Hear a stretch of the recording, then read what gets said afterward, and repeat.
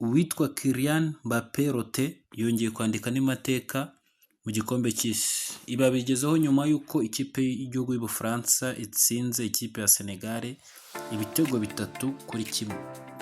Kylian Mbappé muri uyu mukino abashije gutsindamo ibitego 2 bihise bimugira top scorer, all time top scorer cyangwa se rutahizamu bihe byose w'ikipe y'Ubufaransa mu marushanwa ya Euro ndetse n'igikombe cy'isi.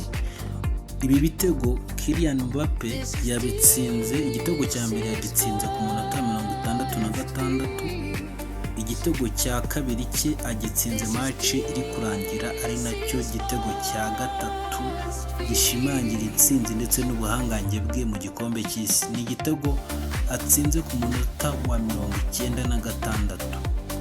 Hagati aho ariko witwa Barcola nawe yatsindiye igitego kimwe ikipe y'igihugu y'Ubufaransa, ari nacyo gitego cya kabiri yatsinze ku munota wa 82.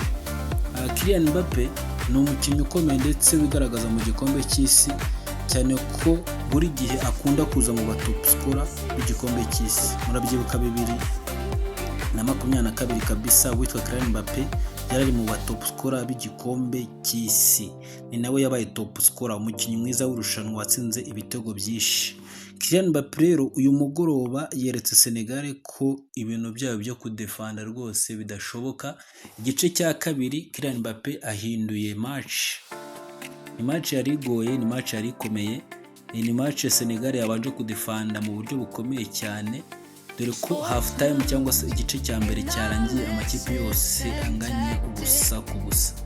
Gusa from the second time, guhera mu gice cya kabiri, Kylian Mbappé ndetse n'ikipe y'Ubufaransa umukino barawuhinduye. Ku minota 60 gusa Kylian Mbappé yarafunguye amazamu.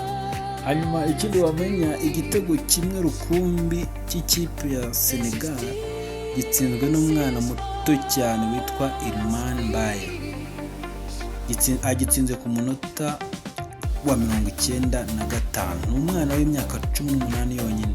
Akimara gutsinda igitego cya mbere bikaba 2-1, barimwe bashyize hagati mu kibuga, pass kwa Kylian Mbappé ari kuri shot bigenda ibirometero mu masegonda make cyane mu izamu.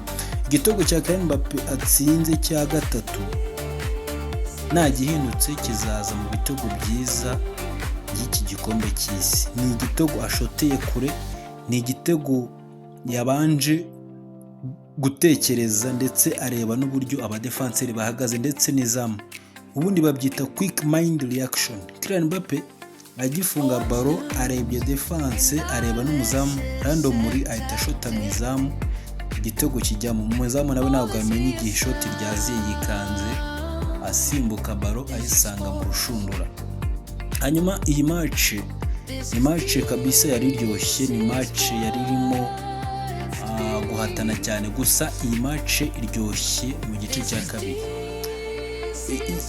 Amashoti tugiye kura ku mpande zombi, ikipe y'igihugu y'Ubufaransa yateye amashoti 11, mu gihe ikipe ya Senegal yateye amashoti 6 yonyine.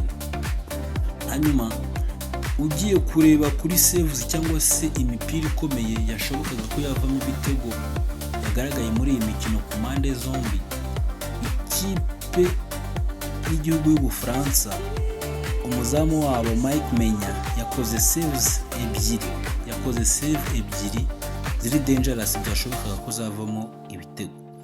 Ugiye kureba ku mpande ya Senegal cyangwa se ku muzamu wa Senegal, we yakoze saves 5. Birumvikana izi saves 5 zose yazikoze kuko mu gice cya kabiri ikipe y'igihugu y'Ubufaransa yatatse Senegal, irayataka iheza umwuka, ikibuga iragicurika. Senegal kugera ku izamu byari bigoye. Senegal ubundi ibashije kugera ku izamu mu minota ya nyuma, ari nabwo ihise igombora ikabonamo igitego kimwe cyonyine cyo kwishyura. Ugiye kureba kuri corner, ikipe y'igihugu y'Ubufaransa yabonye corner 6 zose, mu gihe kabisa ikipe ya Senegal yifitiye corner zayo 4. gusa izi kona zose zabonetse muri uyu mukino ntabwo zabyaye umusaruro kabisa. Hanyuma tugiye kureba pase zatanzwe cyangwa se pase zatanzwe ku makipe yombi. Ikipe y'igihugu Ubufaransa yatanze pase 576. Ikipe y'igihugu ya Senegal itanga pase 497.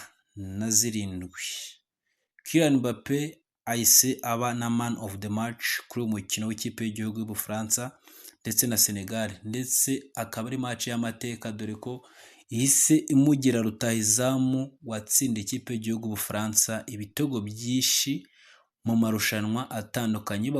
Iyo bavuze amarushanwa akomeye cyangwa se major tournament mu rurimi rw'icyongereza baba bashatse kuvuga Euro, irushanwa rya Euro, irushanwa rihuza amakipe yo ku mugabane w'Uburayi nka za Espagne, Norvège n'andi, ndetse bakanavuga n'igikombe cy'isi. Mbappe rero ahise aza ku mwanya wa mbere n'ibitego bye 16 ku myaka ye 26.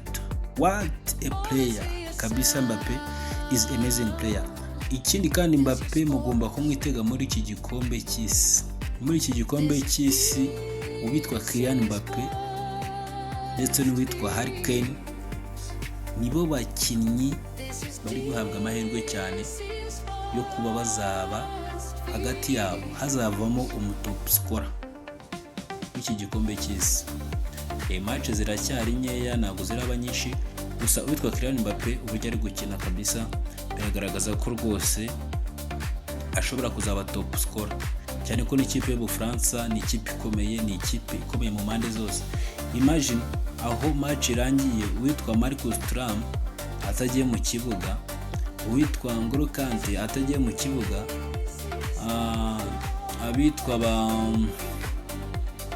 uwitwa N'Golo Kante ntiyagiye mu kibuga, Marcus Thuram ntiyigeze agaragara mu kibuga, witwa Ryan Cherki mubi cyane guturuka muri Man City nawe agiyemo ku munota wa 45 match iri kurangira, witwa Barikora nawe nuko aje ku inani kabiri atsinda igitego. Gusa urumva kabisa ikipe y'igihugu Ubufaransa ifite squad nini, ifite squad ikomeye, ifite ikipe A n'ikipe B bikomeye cyane ku buryo izi kipe uko ari ebyiri biranashoboka cyane ko uzitandukanyije imwe yahurira n'indi kuri finale kuko barakomeye pe. Urebye bench ya France ukareba na first team iri mu kibuga kabisa ni amakipe abiri ari ku rwego rumwe ndetse akomeye kabisa. Rero mukomeze mukore subscribe kuri DC Sports TV, results nziza ndetse n'ubusesenguzi bwiza nta handi wabusanga kabisa.